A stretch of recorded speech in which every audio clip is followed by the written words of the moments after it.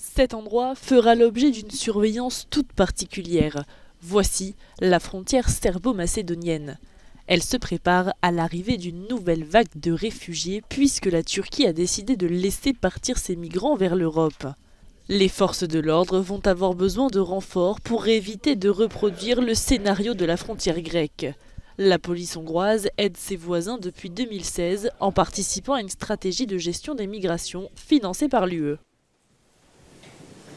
La police hongroise s'est engagée à empêcher les migrants qui voyagent sur la route migratoire des Balkans occidentaux d'entrer illégalement en Union européenne. Elle offre donc son soutien aux pays des Balkans, en plus de ses missions en Hongrie.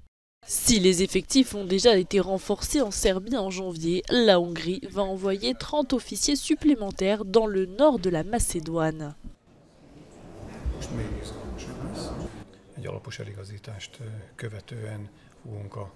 Nous patrouillerons à la frontière verte à pied ou en voiture.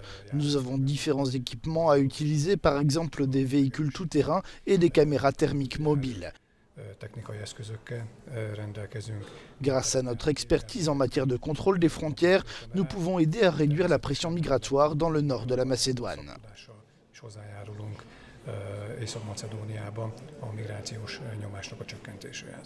L'Autriche aussi enverra des policiers pour vérifier le trafic ferroviaire. Mais pour son chancelier, la Turquie fait tout simplement pression sur l'UE.